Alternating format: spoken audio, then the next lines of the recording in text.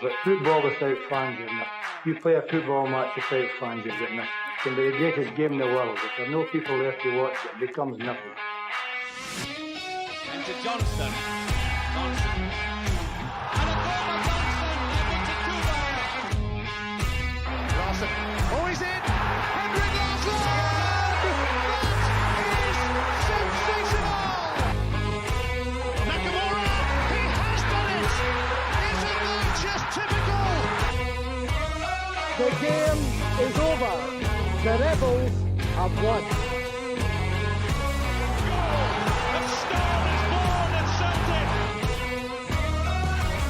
Champions, that's who we are.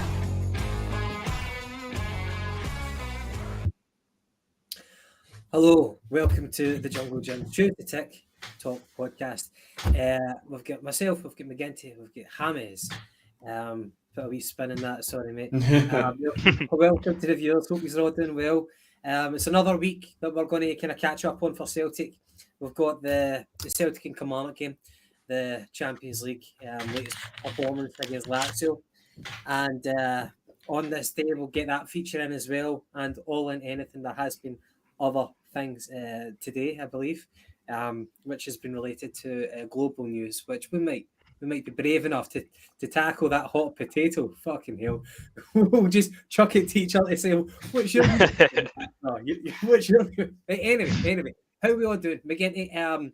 It's a Barcelona top. It looks like a centenary top or something. Am I correct? I believe it was this. Was it centenary or 50 years of the Camp Nou one from 2006, 2007? This one, I believe, one of Messi's first away shirts he would have worn for Barcelona.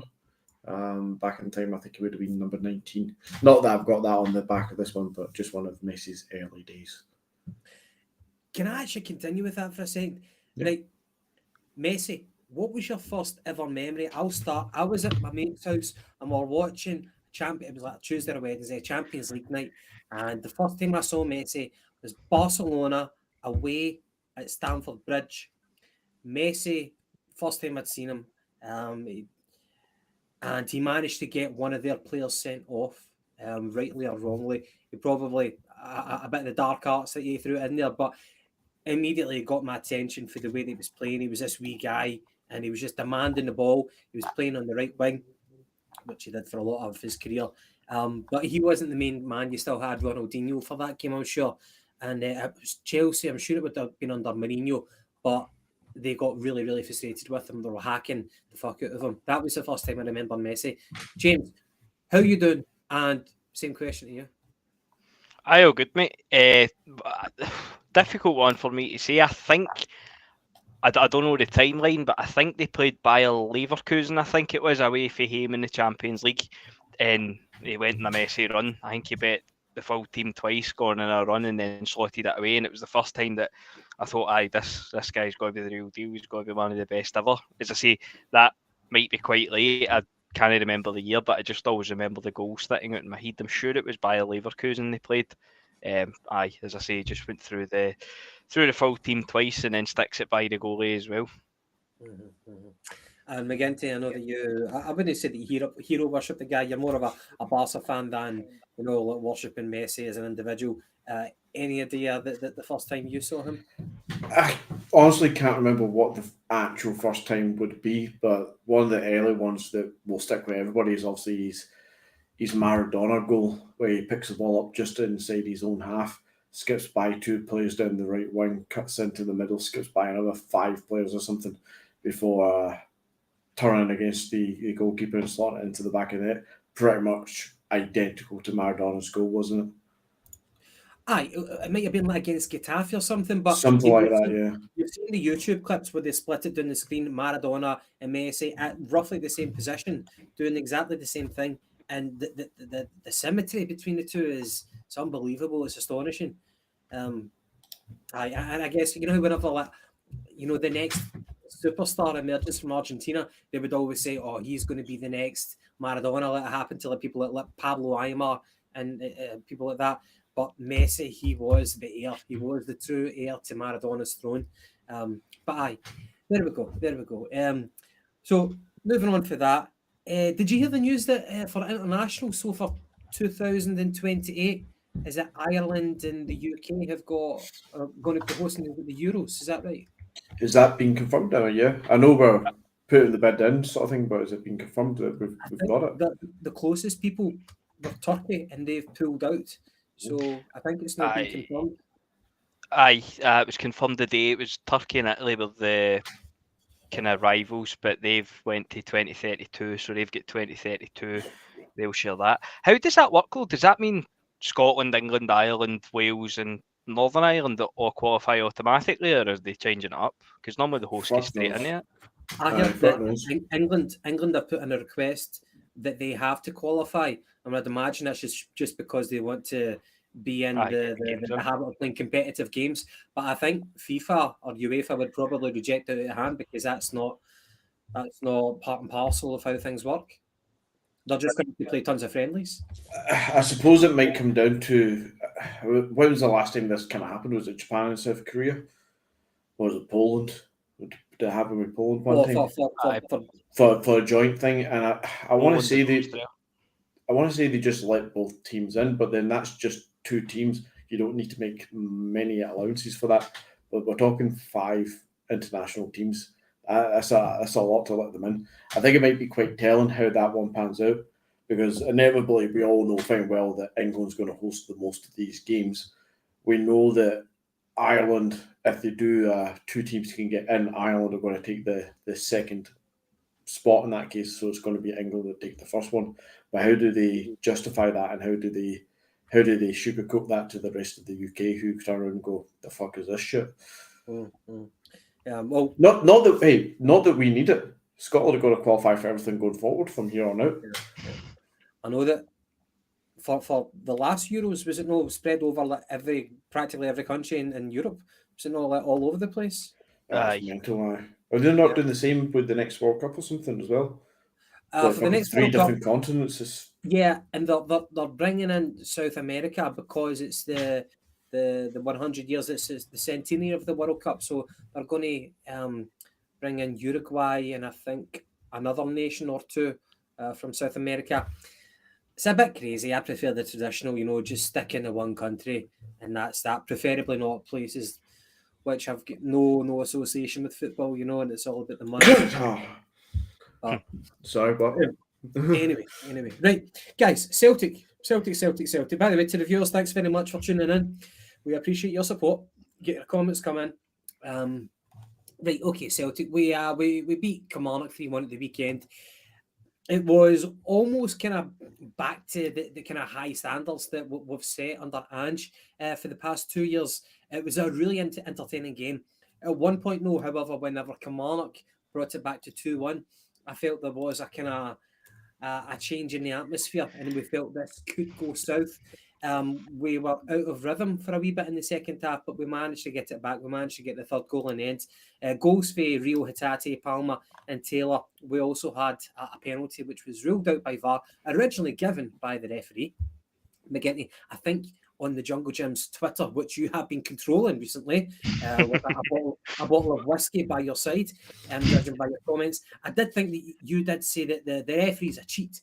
However, he did give the penalty, but VAR ruled it out. I'm sure you can qualify those comments. And then, of course, Kilmarnock scored as well, which was a contentious one. James, I'll start with you first. What was your overall thoughts on the game? I found it really entertaining. I think it's probably our most complete performance of the season. Probably the longest we've sustained it as well. That wee 10-minute spell in the second half, where, to be perfectly honest, it probably should have been 2 each with the guy for Kilmarnock fluffing his header. I think that's a really good chance. He made them elite, but realistically, we should have been out of sight. Out with that wee 10-minute spell, it was just total dominance. Had we been a wee bit more clinical, you could have been probably looking at 5 or 6 easy with some of the chances we had. Obviously the penalty as well, which I think we're in agreement that we don't think it was a penalty. I thought it would have been. I must admit, I thought in real time it looked really soft, and then when I seen the replay, it's probably not as soft as I thought it was initially, but it still isn't a penalty for me. But no, I was happy enough. A few kind of bright sparks in there. Hatate looks to be back to his best, or getting there certainly. Palma looks the real deal. I know there's been a few kind of no question marks, but questions surrounding his pace, and is he quick enough to be a winger? And I think there was a couple of moments on Saturday where he showed a wee burst of pace. He's no saying by any stretch he's like lightning fast at all. But nah, I'm really impressed. I think the international breaks probably came at the right time for us after the back of that performance, to be honest. I agree. And funnily enough, the international break, the last time it came right after we beat the Rotten Mob on their own patch. And you could say that came at a bad time for us as well. However, injuries were very, very prevalent at that point for us.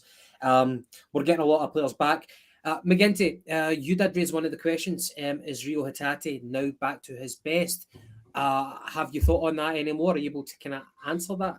Oh, before I answer that, I want to go back to your comments about my Twitter escapades and calling the ref as cheat. It wasn't for the penalty claim. I fully agree with James and everybody else who's got a sensible head on the shoulders. It was not a penalty. It was soft, and if we got that given against us, we would be absolute raging. So fair play to the ref at that point. The cheat comment was, however, for the foul on Greg Taylor that went unpunished, and then from that moment and from that play, they went up and scored in a position where Greg Taylor should have been. Would Greg Taylor have done much to have stopped that goal? Probably not. But the inevitable thing is that the foul happened in the build-up of that play, and that foul was the start of their attack that went on to get the goal. So it should have been pulled back, and it should have been disallowed because that was a foul. When the replay shows that it's clearly the guy's got his arms around and pulls him to the ground, it's a foul. So he's a cheat for that. As for Reo Hatate, yes, I think he is back on form. I think the break here comes at a nice time. We've still got a couple of players due to come back by the end of this month, and I think Welsh is sometime in November with Narocki as well. But there's a couple of players coming back. Carter Vickers has had a couple of games there. Alistair Johnson's had a run of games as well, all back from injury. It's probably came at a nice time just to allow them to rest just a little bit on the back of their return so that they don't get burnt out. It's not been thrown in too quick, too sudden, too much sort of thing. So it probably comes at a nice time to allow us to regroup, just as we did against the Rotten Mob a month ago, where we get over that hurdle, get to the international break, and just let the guys get back to not match up, but full fitness sort of thing. So I'm happy with that. I don't think it will spoil our flow of football. It's a great game of football we played on the weekend there, and I think we'll continue that going forward. Fair dues. Let's talk about Palma. Okay, so we've got here for Hugh Jameson. Palma is a player. He's got great technique and awareness, compensating for his lack of pace. I can't disagree with what you said there. The guy has got a lack of pace. But whenever I saw him come on against Lazio, I don't want to dwell too much on the Lazio game, but just from that kind of, I don't know, it maybe got 20 minutes, you could see what he was doing. He had a bit of the kind of Aidan McGeady syndrome, where we would take like a lot of touches to kind of invite the guy in, and then he would either kind of go left or right. There's shades of Haksabanovic. I don't want to kind of dwell too much on that either, because Haksabanovic was a bit of an imposter on the wing. Palma has got technique. He's got great vision. Do you remember in the Kilmarnock game, he floated over a ball. He saw Kyogo dash, and within moving 5 yards of Kyogo, Palma floated in a ball over the top. Kyogo managed to control it, but he had his back to goal. And after two attempts, he ended up skying over. But Palma's got vision. His delivery, his execution, I think is up there.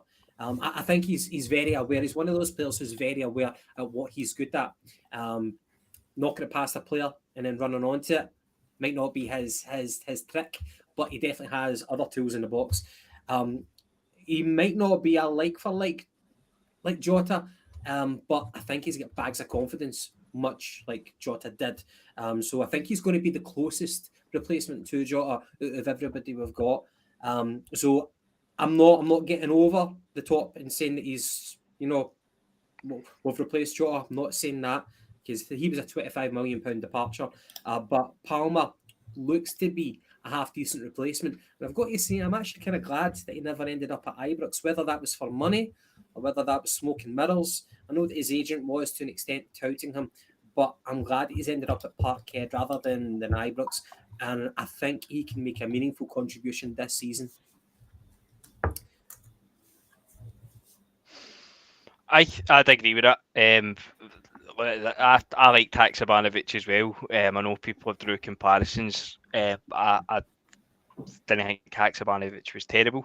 I get the comparison, and I probably said it myself in the last couple of weeks. But as I said, I think he done it in the Lazio game as well. Don't get me wrong, everything seems to be is kind of cutting inside. But I suppose that's more or less the same for Maida at the other side as well. We don't seem to get to the byline very often. But no, I think there's definite promise there, and he can absolutely ping a ball. I don't think there's any doubt in that. So I'm looking forward to seeing Miriam. As I say, that's why I think this break came at the right time, because we've got Carter Vickers back. Palma's just kind of getting up to steam. Hatate's getting back in the groove. So it's fucking nailed on that there's going to be at least a couple of injuries coming back for the international break. Haksabanovic was not shite. Haksabanovic was misunderstood. He was never a winger. He was a number 10. Yeah, by the way, for Gaddafi's same text, see, Gaddafi, okay, Haxa was pish. Yeah, I'm with you on that.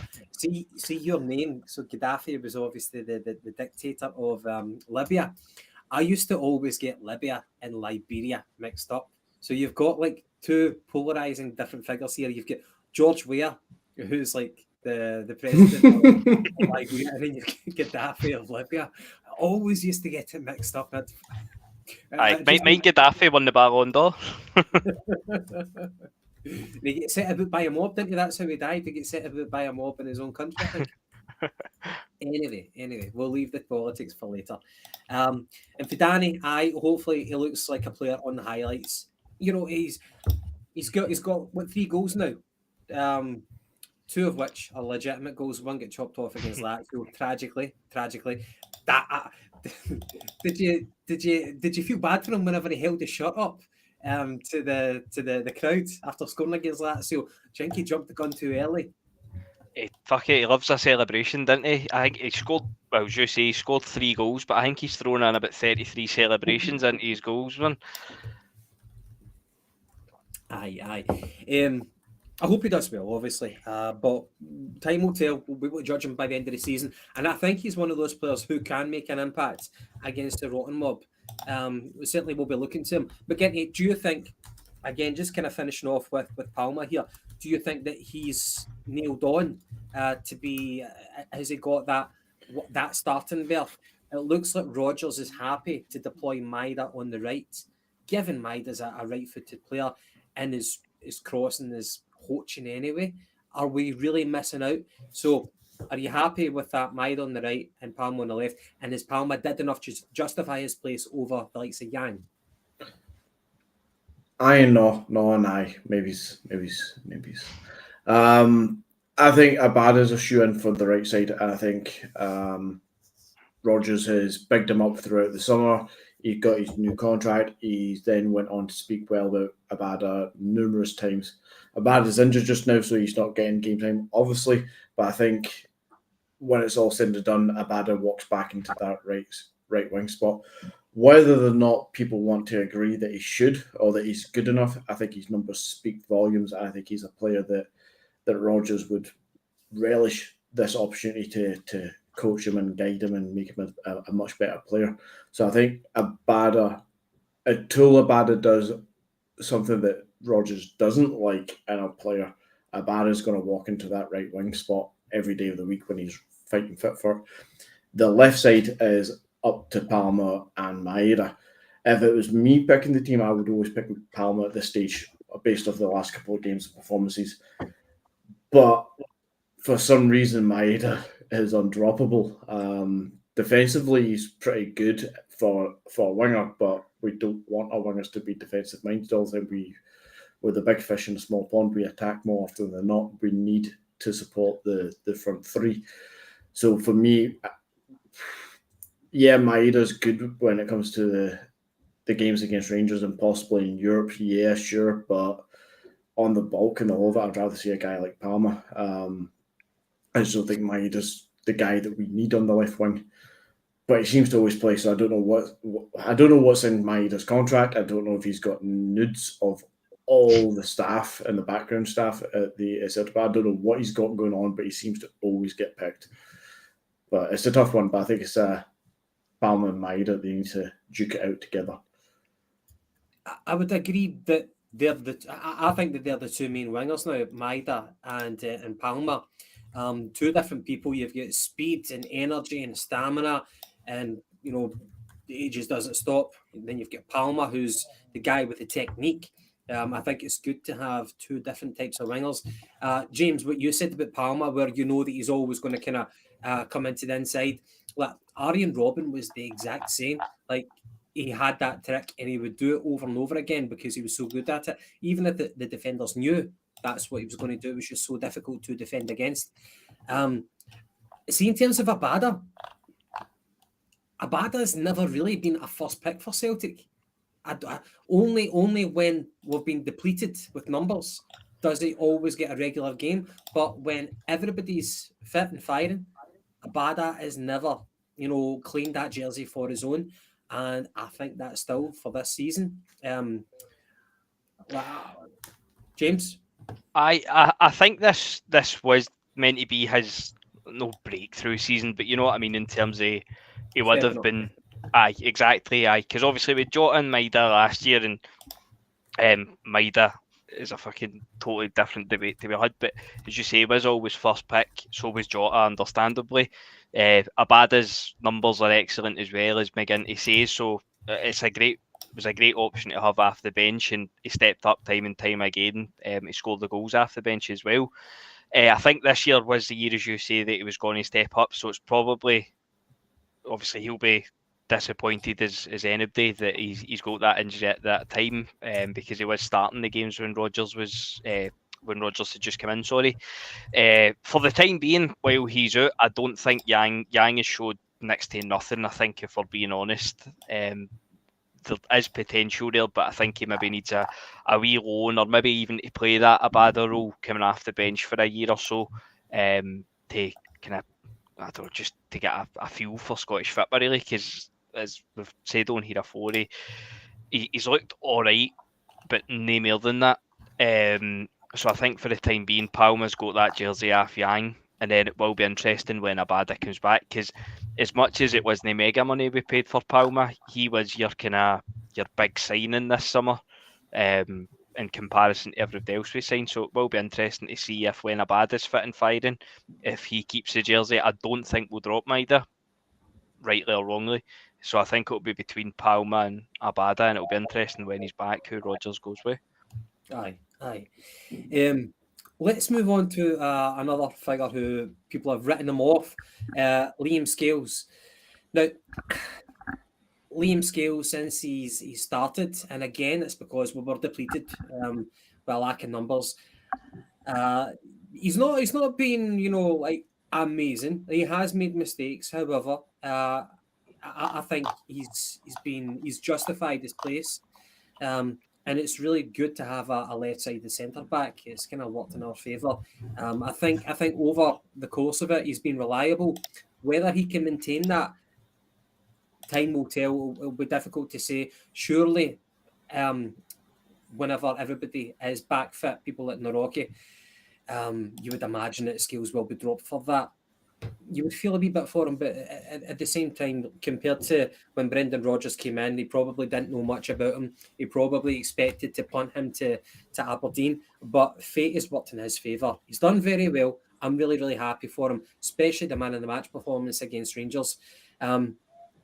James, could you compare Scales' performance right now to the purple patch that Ralston had, or do you think there's something different about this? I honestly, I think there might be something a bit different. I know Scales played when he kind of first signed, but he didn't play a lot, and then obviously get loaned out which is totally understandable. Ralston, we had seen quite a bit of, and he'd probably played more games than Scales, and you kind of got the feeling that he wasn't really going to step up. And if we're being honest, he's probably still not going to step up. And I say that in the sense of he's never going to be first pick. There's always going to be an Alistair Johnson. If Alistair Johnson was to leave the Mora, we'd be signing a first team right back. We wouldn't be signing a backup for Ralston. So when I say it in that sense, I think he's solid enough, but he's never going to be first pick. Scales, as I say, when we did play him, when he first signed, he was playing left back. I remember him scoring a cracking goal. I can't remember, was it St Johnstone or something? But we were playing him at left back, and he didn't look particularly comfortable. Obviously, he gets loaned out to Aberdeen, and since he's come back and playing centre back, I think it's probably fair to say he's been our best defender this season, and I would include Johnson and Greg Taylor in that as well. I think you'd have to say he's probably head and shoulders the best defender we've had this season. So when Nawrocki and everybody else is back, I don't think it's a guarantee that they come straight back into the team. And don't get me wrong, if I had said this even fucking 3 weeks ago, I would have probably said I was on mushrooms or something. But I don't think he's just shown more, and it's the level he was. He didn't look at a place against Feyenoord, against Lazio at home. He had a couple of shaky passes early, but I still think he was our best defender as well that game. Obviously, Carter Vickers comes on and he makes a mistake. No holding that against him. He's just coming back. Whether or not he should have ever been on in the first place is a debate in itself. But I think you'd have to say, and it's not even as if it's 1 or 2 games now. It is a sustained period of time since he's been in the team. He's never looked back, and it feels as if he's getting better every game. So I don't think it's absolutely nailed on that as soon as everybody's back fit, that they walk back in. I'm sorry to keep going on, but look at Phillips as well, for instance. I mean, Phillips was essentially brought in as an emergency loan, and I know he's maybe had his injury problem when he signed, but it's Phillips that's getting taken off or brought on for the bench. It isn't Scales. Scales is starting all the time. So I deservedly so. Glad to see it, and long may it continue. I agree with you. I do agree with you. McGinty, by the way, we're not kind of ganging up against you because you know that I'm going to put you to the mic in this one. I think Scales look more comfortable on the ball as well compared to Phillips. That's a big thing as well. People get seduced by bringing a player from Liverpool, who was meant to be better than Davies, the guy who went to Ibrox. Sometimes I think the Phillips doesn't even want the ball, but Scales, he's taking responsibility. He's playing like he fit like the jersey fits him. Now, I'm not saying that he's going to be the mainstay. Nawrocki, whenever he comes back, he still has to earn it because he's barely played for Celtic. But we paid good money for him, and we think that he's going to be the eventual partner for Cameron Carter-Vickers. McGinty, what is your take? And I'll also need to ask you, what do you think the pecking order is when everybody's fit?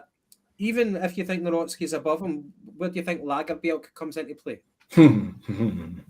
I like how you throw this question back to me. I wonder where this came from. A group conversation previously.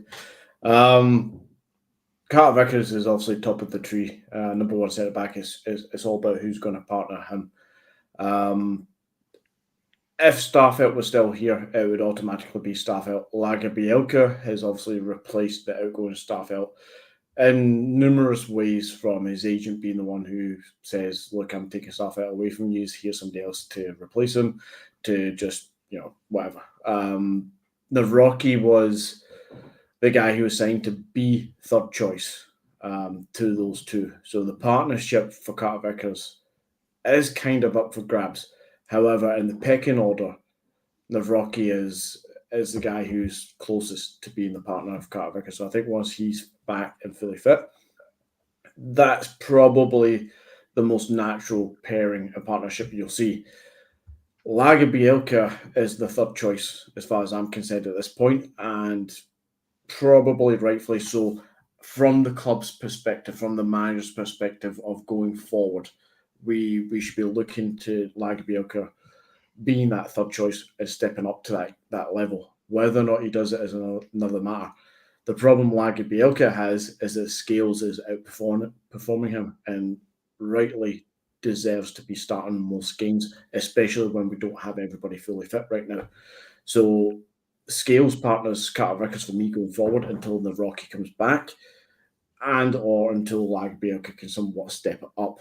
Phillips, not even in my picture, not in my mind. I don't disrespectfully to him in any way, shape, or form, but he was signed as an injured player. He was signed with only having 88 games at the age of 26. I don't want to belittle that at all because obviously he's been playing basically rotation / squad player / backup at Liverpool, so fair play. But he's came in as a player who was basically an emergency loan signing. If he's not going to be seen as replacing one of the guys that we've just talked about long term, and we're not going to extend his contract beyond the winter, then I wouldn't want to see us wasting any more time on him. And I don't mean that disrespectful. I just mean that, well, why not give that time to Scales? Why not give that time to Lagi to step up? And why not, hey, let's not forget that he's still at the club and just signed a 5-year deal, Stephen Welsh. Yeah. I actually kind of like the fact that we've got, in fact, Stephen Welsh is now number 5 here, but I like the fact that we seem to have good strength and depth now with the centre backs. We've not had that. We never even had that under Ange. With Phillips, yeah, I agree. By January or the end of December, whenever it is, he'll be gone. Thankfully, it's not went as badly as like a Shane Duffy where we depended on him, you know. So Phillips has came in. It's not really working out for him. I'm not saying he's a terrible player, but thankfully we've got Vickers coming back. We've got Scales stepping up where nobody really foresaw that happening. I agree with what you said that in terms of Lagerbielke on paper, you thought that he would be above him in the pecking order, but the reality is that Scales has stepped up, and James has said he's been the most consistent defender, and therefore he's ahead of Lagerbielke. It just seems that Lagerbielke has had a few eye-catching moments where he's shat the bed, for want of a better word. In terms of Welsh, I like Welsh, but he doesn't have the height as a centre back, and in saying that, Cameron Carter-Vickers doesn't have the height as a centre back, but he has other attributes. Much like when we're talking about Palma with no pace, he has other tools in the box. Welsh, I think he's been at Celtic long enough where we should sanction a move for him if somebody comes in. I'm just sad that it's not worked out for him. He's been there. He's been a faithful servant for quite a number of years now, and I think he deserves the opportunity to leave if a bid comes in. We've been led to believe that there have been numerous bids from France and Italy. So if it does come in again in January, then we should let him go. I think we're just hampering his career. So I think that's the case. Another thing I would like to say about Scales, without lingering on this too much, is he's performed in different types of games. So at Ibrox, when we really had to step up, as Roger said, play like men, he did that, get man of the match against Feyenoord, even when we were up shit creek without a paddle. He didn't disgrace himself. He was probably one of our best players, if not the best. Those types of performances, when you need to be strong in your box, be dominant in the air, he's done that. But he's also done it in the games at Parkhead, where we've had the majority of possession. When he's been playing alongside Phillips, he's been the one, Scales has been the one, who's been taking responsibility to distribute it. Not always perfectly, but he's big enough and strong enough to do that. And he's also at times done that kind of marauding run forward, try to kind of break the press and distribute it that way. So I think in more ways than one, he stood up to the plate. I think Sean the Mac, that's it in a nutshell. Keep Scales in there until he fucks it up. That is pretty much it. It's the ones that he's playing with that seem to be making the mistakes. As I say, Scales had a couple of iffy moments against Lazio, but apart from that, he's been absolutely solid. Carter Vickers comes on, makes a mistake. As I say, no holding it against him in the slightest. Phillips has no really been excellent, and Lagerbielke, especially at Firth Park, I thought was a man doing. So if it is just a purple patch, keep him in there until his performances maybe drop back to what they've been previously. But if no, then hopefully he's there for the long haul because he's looking really good. Mm-hmm. See, if he admitted that we never pulled the trigger on Aaron Hickey. I remember watching Hickey play against us for Hearts. I think it was one of the last games of the season. And Hickey, he was like 16 years old. He was still, he hadn't even filled out, but you could see that he was two-footed, technically adept. And I just felt, we were kind of, we were good for numbers at left back at that point. And I still wanted him, even though he might not have got a game for us at that point. But obviously he's went away. He's now at Brentford. And he's a Scottish international, playing on the right wing, playing on the right back or right wing back for Scotland. We should have went for Hickey. And yeah, Welsh could definitely learn. He's definitely going to improve no matter where he goes. So, I think we should let him go if somebody does come in from, because now we've got 4 centre-backs. Things are looking fairly decent. However, I would like to see Cameron Carter-Vickers extend his contract. McGinty, do you think Cameron Carter-Vickers will be following the same vein as our other players, even if they're going to leave? They're going to get a higher wage. Kind of like that Petrov deal that we did. We knew Petrov was leaving, but Petrov signed a new deal, and it just meant that we were going to get some a bigger bounty on him whenever we did sell him. I kind of use that as an example. I would like to see Cameron Carter-Vickers do it, but I don't know. What's your thoughts? I think we need to remember that Carter-Vickers is only 1 year into his contract. Although he's played here for 2 seasons and now into his third. The first one was his loan deal, remember? So I don't think he's as pressing for renewing the contract as other people have been. But I do imagine that it is probably high on the list now that so many have been sorted out over the summer and the kind of autumn months now. I would love to see Carter-Vickers stay for as long as possible, along with the likes of Kyogo and Hatate. I think it's possible he might stick out here longer than we think. He's age-wise, he's no the youngest anymore either. He sticked around at Spurs knowing that he wasn't good enough there, for lack of a better term. He's had his own loan deals, and he probably knows his own level at this stage. And I'd have to assume he realises that he's not going to leave Celtic to go win the EPL or to go win the Champions League or something. So he's not surely dreaming of, that kind of trajectory as much as guys like Hatate might be looking to step up the levels that Abada might look for as well, sort of thing, which is all understandable. Would they all get that level? Probably not, but it's understandable that some players will be having bigger aspirations. Carter-Vickers, not to say he doesn't have ambition, but he may be slightly older ahead in that sense, but not that old.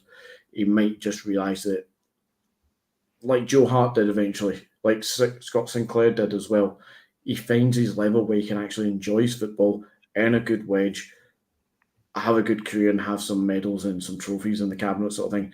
And I'd like to think he'd stick it out for a bit longer than we reckon he would. I don't think he'd be itching for a move. Not next summer anyway. I think there's more chance that we extend that deal than see him move on anytime soon. Mm-hmm. What is kind of worth noticing is that the USA were happy to pick him. They played him in the World Cup, and sometimes I get the fear whenever a player is doing well for Celtic, but he's not getting that international recognition, then he might start to think, well, maybe I should move to Pastures New. Possibly, but Kyogo just signed a new deal, and he's getting bombed out of that Japan squad because of Maeda, apparently. So, go figure. Can I just say to Dan Breen, Dan, I am trying to read out some comments. Apologies if you think I'm not doing it as frequently as I should be. I will try to be mindful of that. Duly noted, Dan. Sorry, James. No, I was just going to agree with what you were saying there about the international stuff, and I think the one that sticks out like a sore thumb the news O'Reilly, obviously switching to Denmark, and he's playing out his skin this season, and he's still not getting in. So does he start taking a look down the road about going elsewhere? Which I find strange though, because we've had guys like Sviatchenko and all that who never really hit the levels as O'Reilly has hit. Obviously, I know it's different positions, but Sviatchenko got a few caps when he was at Celtic for Denmark. So I don't know what the script is with that, because I dare say O'Reilly deserves a place in that squad. Yeah, I think he's earned it. He's playing like a senior pro right now. He's not playing like a prospect anymore for Celtic. He's really, really stepping up. And, you know, I guess it's in our favour to an extent because he's not going to sustain an injury going away on international duty. But I think for the benefit and development of a player, whenever you put in the performances, you want to be rewarded.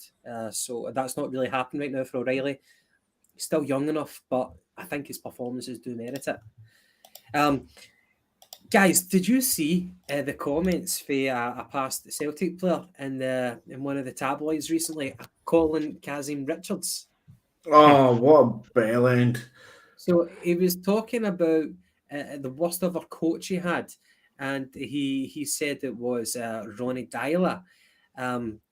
So, like, bearing in mind, Kazim Richards has been around. You know, everybody, almost every club has had a shot at him.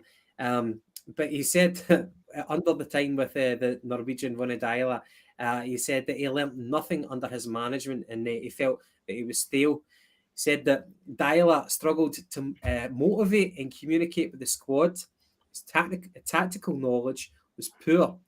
And he also talked about the infamous diet that Ronny Deila had implemented. Like, I've heard like Charlie Mulgrew talk about this on Open Goal, where there was no carbs and it was all kind of high fats, that sort of thing, because apparently that you can burn that quicker.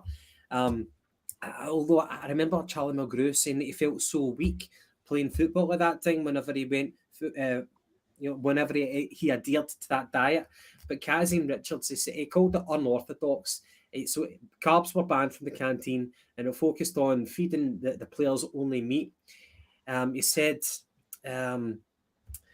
let me just bring it up. So full fat diet, no carbs, but there was bacon, pork sausages, everything fat and meat diet. He said that if I am lying, I'm sure you can look it up somewhere. But you would come down to breakfast at 9 o'clock in the morning and it's all fried for just meat. And you're like, what's going on? He said it was a difficult situation. I don't think he was having a good time there as well. We've heard the stories about Ronny Deila, a modern thinking coach. However, a few unorthodox methods. What was your thoughts on the Kazim Richards interview? I think that diet sounds ideal. To be perfectly honest, I signed me up for that.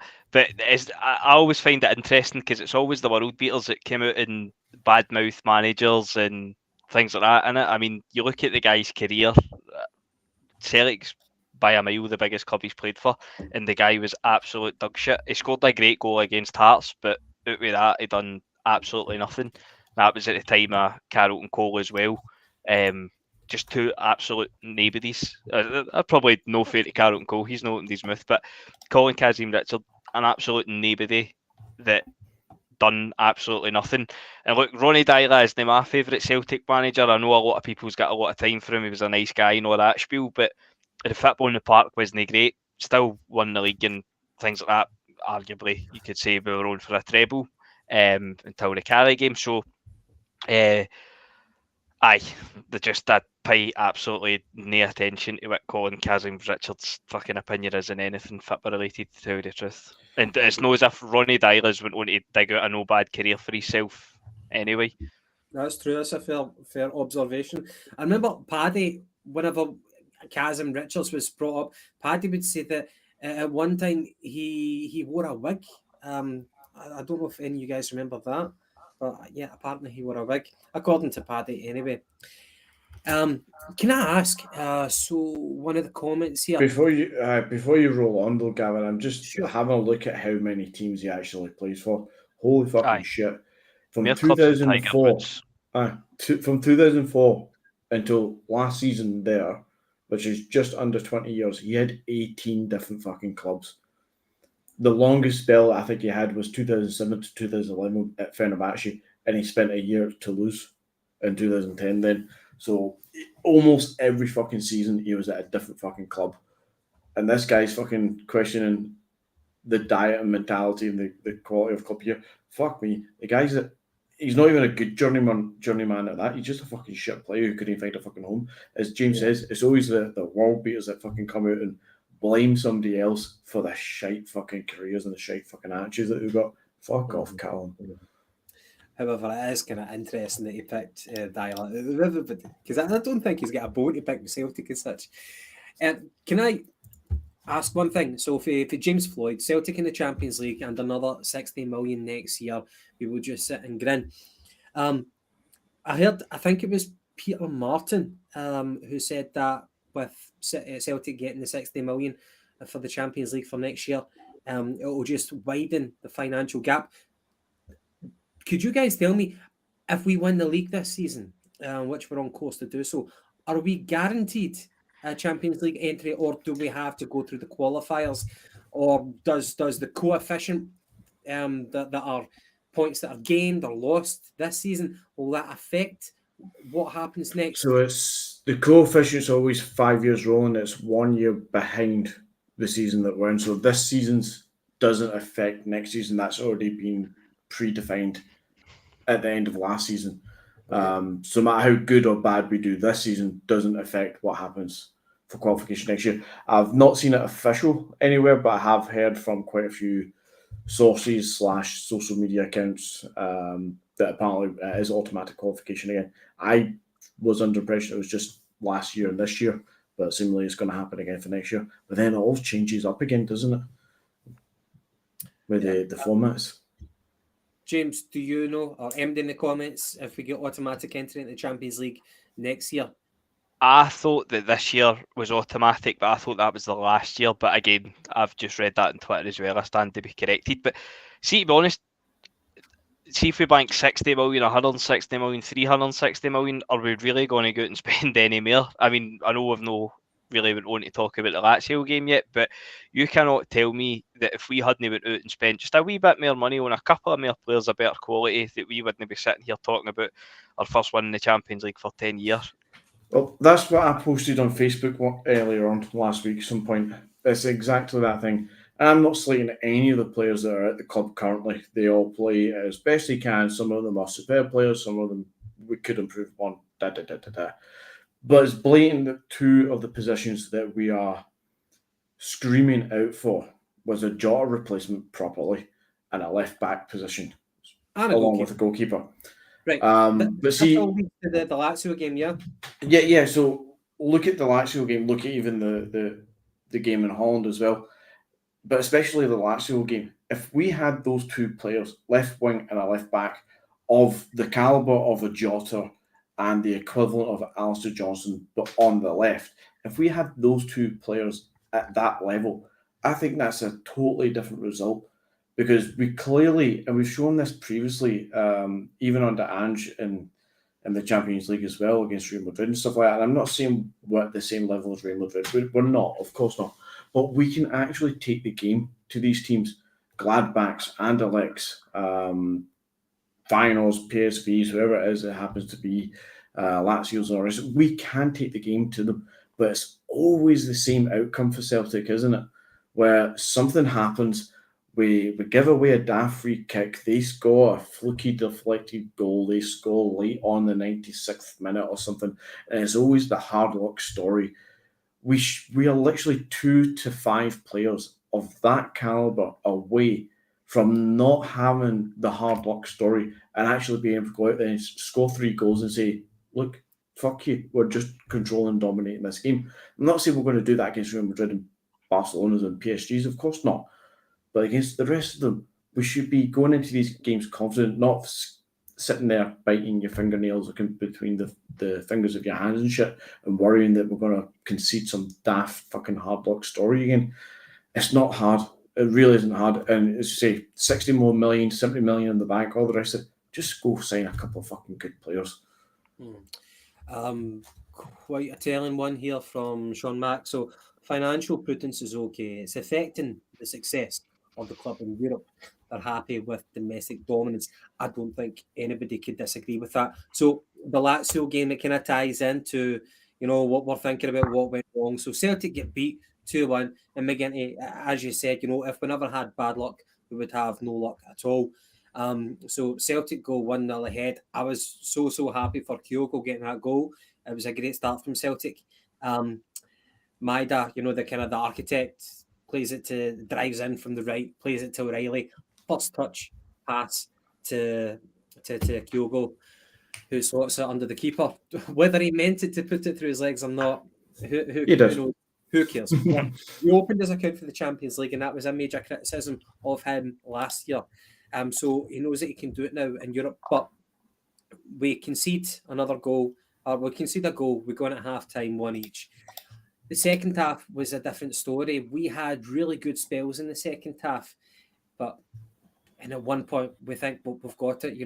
We think we've got the winner, Palma, who does a mad celebration. He thinks he's a World Cup winner, and then it gets chopped off for offside because that tragic Maida touch, which then rendered Palma offside. And then at the very end, almost the last kick of the ball, they score to make it 2-1. I didn't see it coming. Lazio looked as if they were content with a point in the game. They looked at a tidy outfit, but they didn't look interested in making opportunities. They were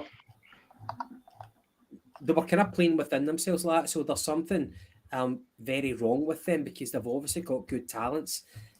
Well, I think Celtic, we almost had it. We almost had the victory. James, you were at the game as well. What was your thoughts? And I guess recruitment, was that the immediate thing you were thinking of on the way home, or were you?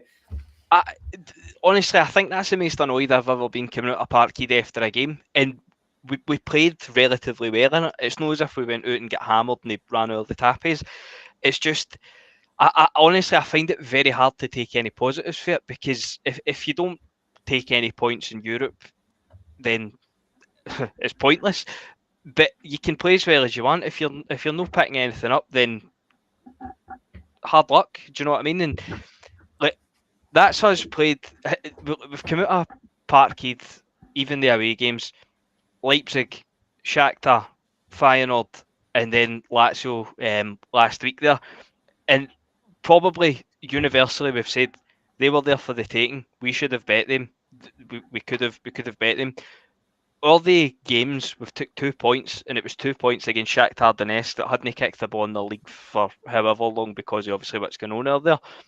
So watching it, Lazio 100%. I agree and I disagree with an extent. I agree that Lazio absolutely chucked it after about an hour. They'd settled for a point. I think if they wanted to go up the gears, they could have no problem at all. But I think they would have been looking at it for the point of they've already taken a point off Atletico Madrid. If they take a point here, they've still got 3 home games, so they'll be sitting pretty to qualify automatically. That was a must-win game for us. If you can't win a game, Rodgers says after the game, if you can't win a game, don't lose it. Now, I find it hard to slag Carter Vickers, obviously because he's brilliant. He's been excellent for us. But I said on here last Tuesday, and look, again, I'm not comparing the two, but we threw Effie Ambrose back in against Juventus, and he sold the jerseys. Like at Olympic, Carter Vickers sold the jerseys last Wednesday. Should he have been on the park? I don't think he should have. I know that we're maybe managing Phillips' fitness or whatnot. I don't think Phillips looked as if he was struggling. I think he could have easily stayed on. If you're going to want to ease Carter Vickers back in, throwing him in one of your most important games of the season, which for me definitely was a must-win, even to take third place in the group, it felt like a mistake at the time. I said it to the people sitting next to me at the time. I didn't think he should have been on. And then, obviously, 95 minutes, he makes a mistake. And I say that genuinely isn't a dig at Carter Vickers. It could have been anybody and I would have said the same thing. But we're coming out the game and it's the hard luck story of how well we played. If we took this chance, if we didn't have that offside, and I'm fed up hearing it. We've heard it so often.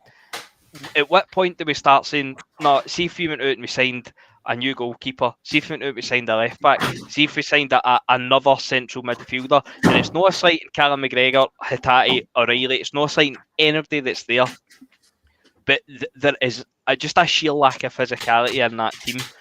The only thing that I can remember that was even vaguely physical was when Liam Scales put, I think it was Felipe Anderson into Rose Ed in the first half. See, apart from that, we just need to wisen up. And I think I actually said, I was fuming after the game, and I think I said in the group chat, Rodgers came out and said that we were naive and we had to learn for it. Again, that doesn't wash with me. Last year was a learning year. Last year, Kyogo couldn't break his duck, but it was going to be a year better for it. Abada was like a rabbit in the headlights. He was going to be better for it. Not understanding he didn't all play.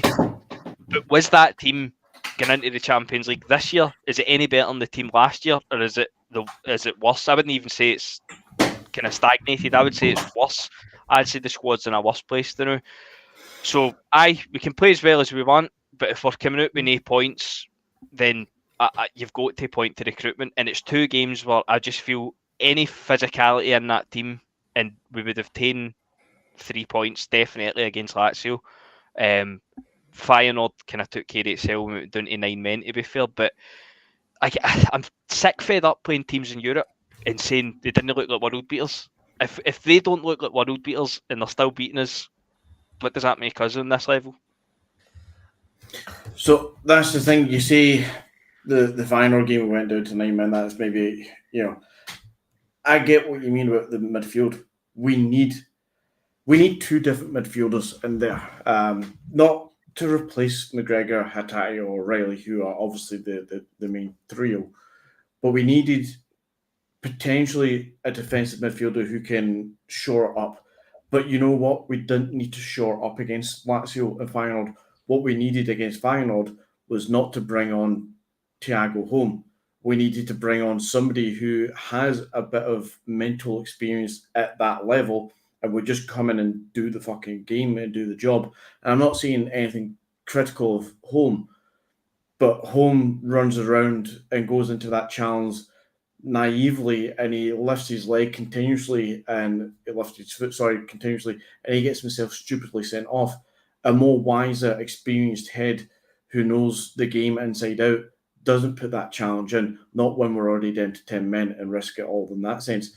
Could we game manage that a bit better at that point? Probably, if we had a suitable midfielder who can actually come in and be a like-for-like replacement, if not better than the trio that are already there. But we're going from a fantastic starting trio midfield to bit part squad players projects. There's no in between. There's no, we can drop McGregor because we've got somebody equal to him to come in and give him a rest.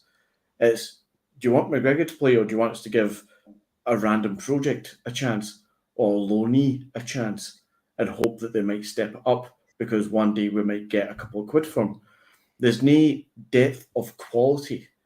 And it's the same again, go with the Lazio game. If we had that left back and that left winger of a reasonable quality, they were there for the taking. Maeda, all no disrespect to either, we know that he's a workhorse and he does a lot of good run around and defensive work. But we didn't need him to be so defensive all the fucking time, because if we had a decent left back who could defend, we wouldn't need Maeda to defend, which means we could have a really good quality left winger who would fucking attack and support Kyogo and whoever would happen to be on the right, and therefore be able to score more fucking goals. It's not rocket science, but recruitment fails us year after year after year. And for what end? What end are we fucking getting here? Because we've got £70 million in the bank and we're doing fuck all with it. I think, our recruitment has not been brilliant. In fact, James talking about like Ange's best team compared to where we are now. Yeah, I don't think we're better. I think we're worse. We are worse. Like I'm not. It's not all doom and gloom, but there is a bit of a kind of restart that takes place every time we get a change in manager, and our transfer model. It's a double-edged sword, because as soon as these players start getting a bit of attention, then they go whenever a half-decent bid comes in, and sometimes we don't adequately replace them. It's not very often that we actually do adequately replace them. Like, you could say that with like Alistair Johnson over Josip Juranovic, but with Jota leaving, we've not replaced them well. Starfelt, with a bit of bad luck, we've not been able to kind of keep that centre back pairing as tight as what we wanted. And left back, the amount of fucking left backs we've had in our lifetimes, the good, the bad, and the ugly. You could go through them. It's just one thing I just don't understand is just the I mean, it's the word I'm looking for. Just the refusal to go out and sign just an out and out centre defensive midfielder. We've done it last year. I know we have a laugh on here with Aaron Moy and stuff like that, but that isn't Aaron Moy's game either. And we tried to do it with him last year, and he had that wee spell where he was all right. But I just don't understand it. We've said on here before, like since Wanyama's left, we've tried to kind of get that guy in Oliver Abelgard, and then we've signed a guy for the Korean second division. I think anybody watching Celtic in Europe, you look at that team and you just see, and again, McGregor's brilliant, Hatate's brilliant, and O'Reilly's brilliant. Or going to be cut out for Europe in the three, or anybody in the squad, because obviously Kwon looks absolute fucking pish as well. I agree. Can I say, see the way that we play three in midfield? If you've got McGregor as the sitting midfielder, then, and if you're going to persist with him, which he's a captain, so you expect we will, whether it be sentimentality, whether it be out of merit that he plays there, he's got a lot of great attributes, but one attribute that he does not have is physicality. And, it might be an unpopular opinion, but we're going to get found out. We're going to get found out in Europe. People running against McGregor, he doesn't have the capabilities to stop that. He can't go up physically against a player, and he can't beat them for pace either. He's going to get done in those one-on-one battles when it comes to physicality.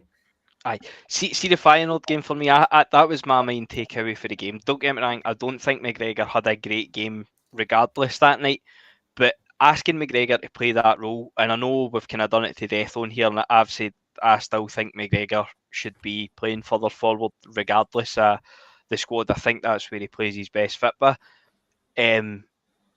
McGregor, as you say, is the captain, so he is going to start. So see, even if that means taking Hatate out or taking O'Reilly out for these games and putting in your big solid one in the middle of the park, play McGregor on one, it would just give you so much more confidence going into the game.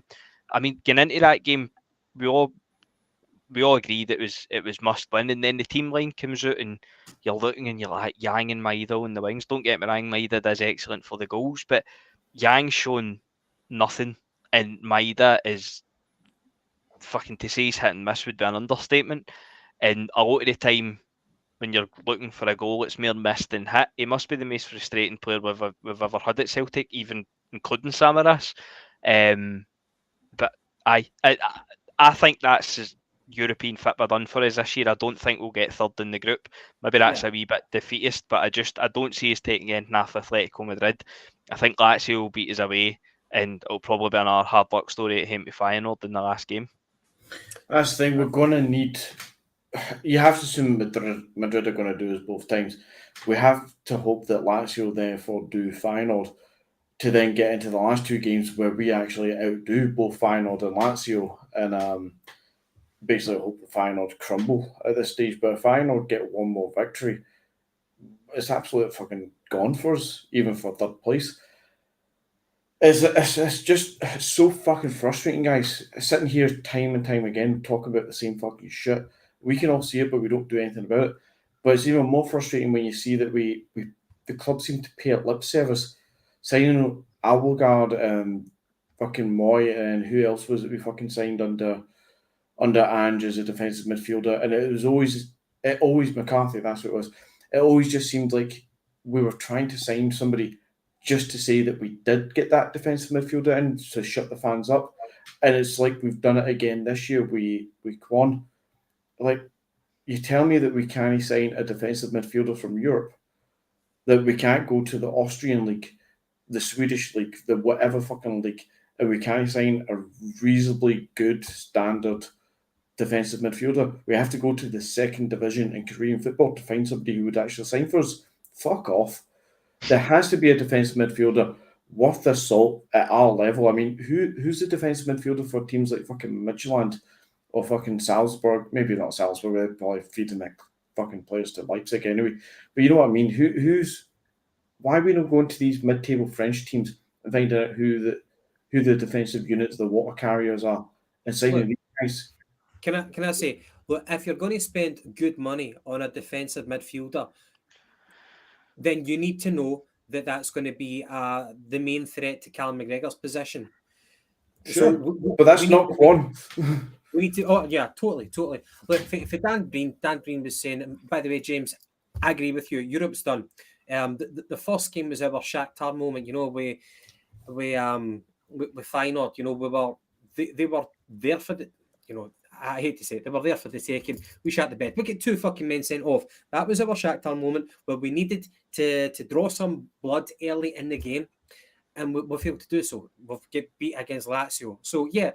The Champions League is over for us, unfortunately. Now, Dan Breen was saying, going to comment on, what was he saying? Going to comment on the transfers that we've done. Can you come out on this pod and respond to the shite that Celtic have signed? Look, okay. I'll go through on transfer market the players that Celtic have brought in.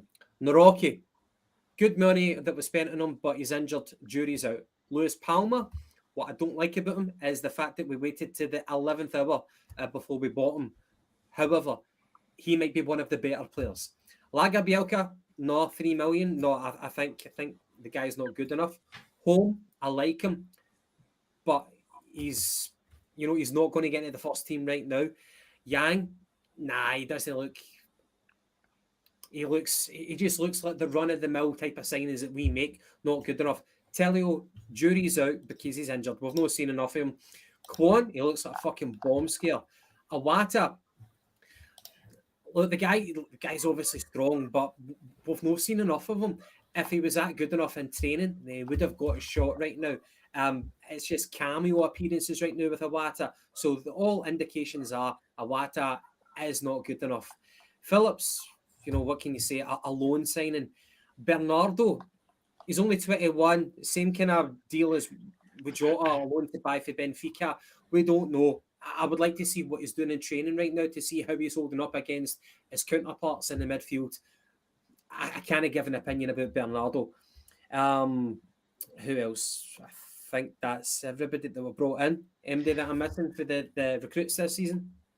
I don't think so.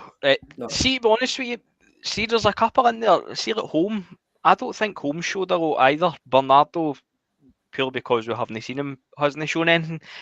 Awata, I honestly don't think Rodgers kind of particularly rates any of the 3 of them because I know home was suspended for the game last week, but home kind of seems to get thrown randomly. He can miss 2 weeks and then get 5 minutes. He can miss 2 weeks and then get half an hour. Bernardo gets kind of 5 minutes here and there and then get flung on against Lazio totally out the blue. Iwata had a wee comeback for 2 weeks, which seems to have died a death. So for me, the drop-off for Hatate, O'Reilly and McGregor to any other midfielders, and I'll include David Turnbull in that, and I like David Turnbull, I've stuck up for him more than most, but the drop-off for the starting 3 to any of the players on the bench is massive. It is far, far, far too much of a drop-off. Similar at left back as well, Taylor to Bernabei. I don't think Taylor's been great this season, but I'd play him fucking 100 times over Bernabei. And I just think as you get through the squad, that's where the recruitment is let us down. We should be signing players, and it's sound bites that we put out every year about any transfer window we want to come out at stronger, any signing we make to improve the team. That if that window is just shown as that's bollocks. Every player we've signed is, maybe with the exception of Nawrocki and possibly Palma, time will tell. Every single signing we made was a squad signing, a project, and I think the way that Rodgers is treating the players that he's signed kind of shows that. Like the Bernardo one, look, we've signed him on loan with an option to buy. We've seen us do that with Jota and Carter Vickers, and we were desperate to sign them. And I know, don't get me wrong, I know he's relatively new, but he's played about half an hour of football, and I just don't understand. It just seemed to be like a pure scattergun approach in the transfer window, and obviously everything that surrounded it with Rodgers coming back, everything's kind of come home to roost in Europe, and it just seems fucking entirely preventable, entirely predictable, and entirely fucking stupid for the board. Yeah. Some of these signings, it's like the equivalent of like a £1 scratch card, hoping you're going to get 10 grand for it. If you do it enough times, then you might get lucky. we've signed a lot of dross. We have signed a lot of dross. And by the way, it had happened under Andrew's stewardship as well. He signed, he got 3 Japanese players, right? Hyogo, Maeda, and Hatate. But the others, Awata, Kobayashi, Ideguchi, didn't work out. Haksabanovic, Abelgor, fucking Bernabe. Let's not forget Bernabe as well. Leave Bernabe out of this. No, he's top of the tree. Even worse because we spent good money on him. It's really, really, really hit and miss. It's really hit and miss. But I think going back to the point about a number 6, if you want a proper physical number 6, then you're going to have to drop McGregor. Are you big enough and brave enough to drop McGregor? He brings a lot to the, but he doesn't have the physicality. You need to. I don't think you do need to drop McGregor though. I think you push McGregor on one and you drop Hatate or O'Reilly. Has he got the legs then to do the pressing if you push him forward enough? I think so. I think so. What do you? I think you see fucking McGregor on the boot with Zimmer from. We've had this debate on here before. You were talking about Pirlo and all that. I just do not see that yet. But don't get me wrong. I dare say it will come because he seems to play about 600 games a season. But I don't think he's at that stage yet. And I think a midfield 3 of McGregor, Hatate or O'Reilly, and then a big kind of solid number 6. I think that's so much more solid. And I would have no qualms dropping Hatate or O'Reilly as long as we had that big kind of monster for the middle of the park. Look, I think we would all agree, however, that whatever we've got, this kind of mishmash of players, it's good enough domestically. Certainly even more so because of, the turmoil across the city. But it's European that we're talking about. And it's, again, what we're talking about, the systemic failure of our European campaigns. And it always kind of does boil down to this, as you said, the scattergun approach. Can I just mention, and are we positive, kind of on this day? So the 10th of October, back in 2001, Celtic beat Rosenborg 1-0 in the Champions League. This game was actually rearranged because of the 9/11 attack. But the game eventually got played on the 10th of October. So we're going back a fair while here, but it was a Champions League victory at Parkhead. Attendance was just over 57,000, and Alan Thompson was the goal scorer. I knew you were. I see the cogs in your brain going there. Is that the free kick? It just went under the wall. I think it was, mate. I think it was. I don't fucking know. I'm just saying that. Obviously, you've got a better memory than me. Rab Douglas in goal. At the back, Mjallby, Balde, Valharen, Agat, and Thompson is on the wing, and then you've got Lambert, Lennon, and Petrov in the midfield, and Sutton and Larson. Pretty much a full strength Celtic side back then. What you would give to kind of swap out our team for that, but it's a distant memory. But a Champions League victory against Rosenborg. Do you remember that, James? Do you remember it, McGinty? Going back a while. Well, it's going back quite a while. I'd be lying to you if I remember it vividly at all, but I would assume I would have fucking watched it because I watched everything. But yeah, just want to pick up on that from Dan, apart from the boys on the screen, how many went through the bad times. I assume we're talking about the 90s in that respect. And just as an FYI, going by the YouTube demographics of our viewership, all of us went through the 90s. I don't think there's many people under the age of 35 watch this podcast. So that would be quite a lot of us. Maybe we need to do some marketing ploy to attract the newer generation. Speak for yourselves, eh? You're saying you want to do some dancing TikToks there, Gav? No, maybe like James can ask his pals to watch us. What is it, flossing and all that? I'll start flossing. Flossing. Guys, is the league over? Oh, you asked me this question back in January and you didn't let me answer it. Aye, it is. No. It's way too early mathematically and all the rest of it. There's still 3 games against them to go, 9 points and all the rest of it. So of course not. But you're 7 points behind. They look absolutely horrid. No hope in hell going forward, sort of thing.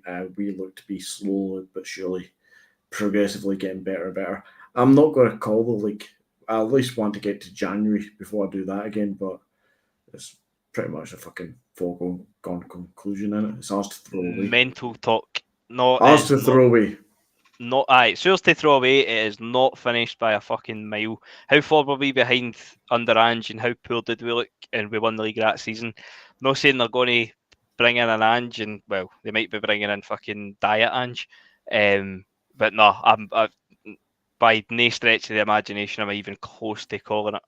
I don't think we've been great this season either. We've won and we've ground out results, but I don't think we've hit our stride yet. Hopefully, obviously, that comes and we kick on, but nah, it's nowhere near finished.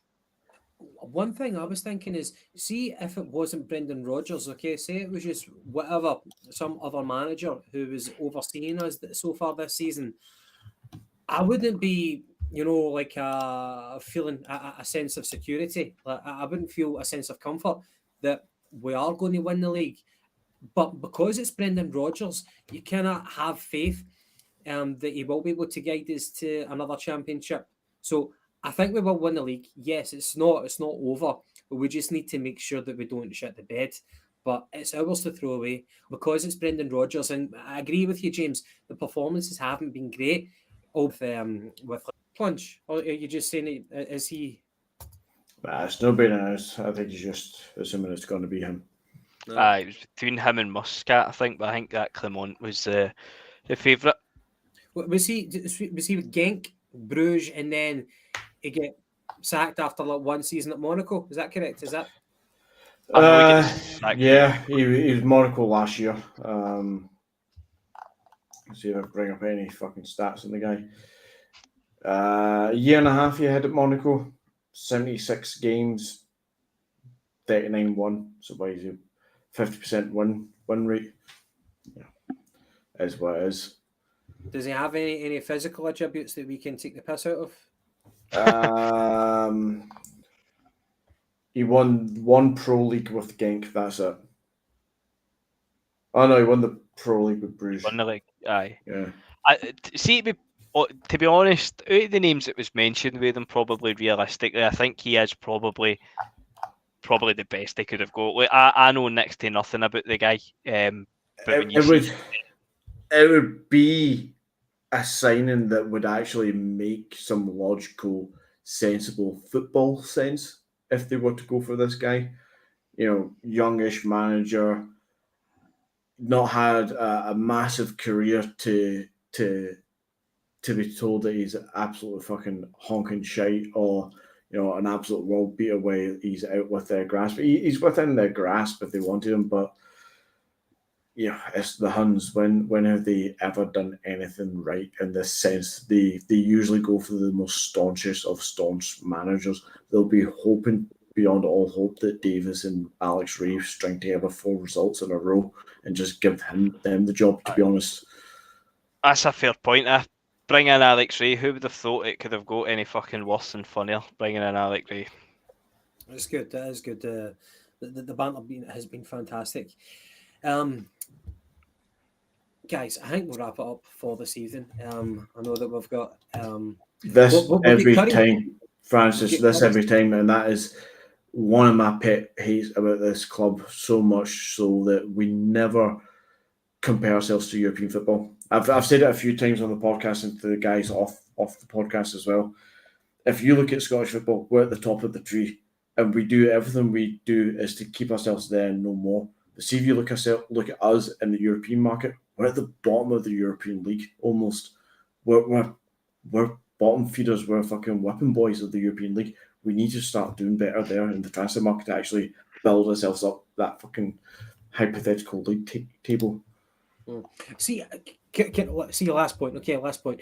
Now, we compare ourselves to teams like that we aspire to be, like Benfica's of this world, Ajax of this world, in terms of like footballing achievements. Do you think the advantage that they've got over us is like in the Portuguese league? Not only have you got Benfica, you've got Porto, you've got Sporting Lisbon. Like there's even been times where like Boa Vista and Sporting Braga have been like holding their own in Europe as well. In the Dutch league, there's more than just Ajax. You've got Feyenoord, you've got AZ Alkmaar, you've got PSV. Like even like 20 got to a UEFA Cup final or something like that. We are just us, and we're talking more about Espanolification. Even the Rotten Mob are talking about that. They're in fear of dying in our shadow. Like going back to the 80s, you had Dundee United, you had Hearts, of course, you had Rangers with their fucking ridiculous overdraft, who they could sign whoever they wanted, and you had us. That competitive nature, do you think people pushing each other domestically, pushes you on to achieve what we want to achieve? Do you think the fact that we're just the only big fish in this pond, do you think that's always going to drag us down?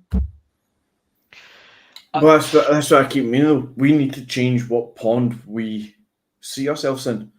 We're not just swimming in the domestic pond. We swim in the European lake. We need to adapt to that. We need to the money and the income, the revenue, and what we do bring in players and the rest of it will take care of itself if we look to Europe and to try to push ourselves on there. I said during the transfer window, and see, to be honest with you, I think it's still true. I think it's a fairly good analogy. We're trying to smash through that glass ceiling and make progress in Europe, but at the same time, the board's getting the fucking double glazing in. And I just feel that transfer window there, for me, I know it's been a debate, an argument for years, since 2012, really. The board were happy just to stay a nod ahead of Rangers. We never looked to position for a place of strength. We all thought we were going to date this summer. Ange was a spanner on the works. We went out and get Rodgers. Happy enough with that. And then just did not back him. Just again, happy to win the league and take the Champions League money. And then this time next year, we'll be talking about how we're going to learn in Europe. And we'll have all this money in the bank. And then rinse and repeat. It's just what happens. Fair enough. Can we end on a positive note before we say goodbye to everyone? Come on, positive note. Something Positive note is that fucking glorious shirt that you're wearing, Gavin. Have you noticed, knowing that you're a father of a small child like myself these days, Celtic are selling a baby sleepsuit in the same style as that shirt? Oh, really? Yeah, I'm tempted, but she took one look at it and I'm not sure she was too pleased with it. I'm allowed to buy Celtic stuff for the baby, but she's just grown so quickly. Well, I can buy it, but it's just it's wacky. Yeah. To be honest, I'd go for it. She looks great in it, so aye, why not? I'll have a look on the website. By the way, I've not bought the Celtic home top yet, the kind of the limited edition one. Just 70 quid. You know what I mean? I might buy it second hand for somebody, but have they stopped selling it? Is it still in the shops, James? No, I believe it's still on sale. I'll bring it up on the thing just now if you want to keep talking. And for Ian McIntosh, same old. Remember Tommy Burns saying that his ambition wasn't matched by the board?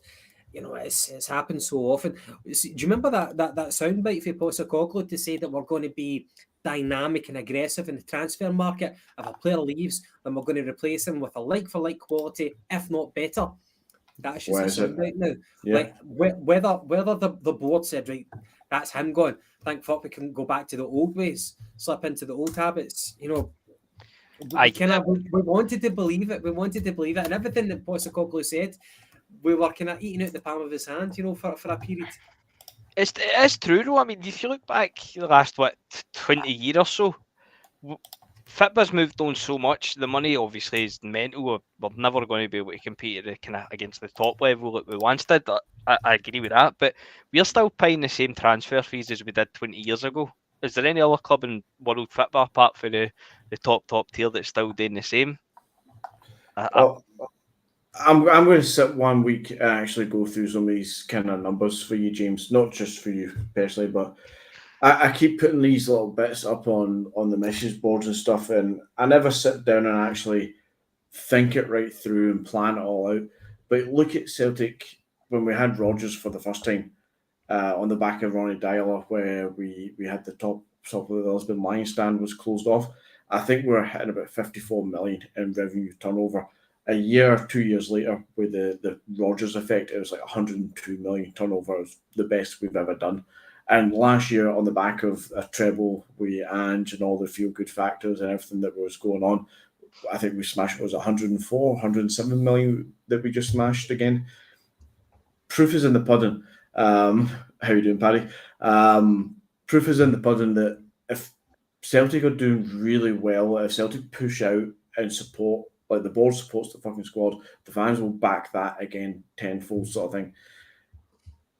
We've got a great revenue income if we show ambition. And see if you compare our revenue income as 100 million to 110 million, we are actually quite comparable to a lot of clubs who are doing much better than us in European football, who would be perceived to be smaller clubs than us, yet somehow play in the bigger leagues, such as the Bundesliga and La Liga. And then if you look at those clubs' finances and their wages, and this is something I might break down one day, but you look at clubs like, say, Real Betis, they're paying Nabil Fekir like 100 grand a week, and he's like their top earner, something stupid like that. The next guy down is on about 65. Then there's one about 49, one about 45, and then down after that, like the 5th, 6th, 7th, 8th, 9th, 10th, the rest of the first team squad and the rest of it are on about 15 to 20k a week. That's where our ballpark should be. I'm not saying we should spend 100,000 on Nabil Fekir, absolutely not. But there's no way we can't change our wage cap and actually pay somebody 40, 45 who deserves to be paid 40, 45 grand, if not a little bit more. The money's there. We can do it. We need to spread it out because, as you said, James, 20 years ago, well, 2023 just now, 2003, we were in the European Cup final and we had Bobo Baldi on, I think it was £33,000 a year. A year and a half, 2 years later, we were trying to oust him out the door by making him train with the youth, and basically Peter Lawwell telling Gordon Strachan not to play him anymore. He was the highest earning player outside our captain, and we tried to get rid of him. See, today, our captain earns the same as what Bobo Baldi was earning 20 years ago, and that's pretty much our top earner. We've never moved on from that. And that's 20 years of normal inflation plus football inflation. How do we expect to get better players if we have literally not moved on to pay them more? It's actually quite surprising we do this well, to be honest. Right, anyway, on that positive note, we are going to finish up for tonight. Thanks very much to everybody, to the viewers. We'll be back next Tuesday. Now, it's going to be the international break. Celtic will be back playing Hearts in about just less than a fortnight's time. It's going to be a tough week. Hearts, Atletico Madrid midweek, and then Hibs. Interesting one. But we'll be back next Tuesday and we'll try and think of something interesting to discuss because there may not be much news going on about Celtic. So we'll put our brains together and think of something. But we'll be back next Tuesday. Thanks again, everybody, for tuning in. We appreciate your support. Bye. Oh, end stream.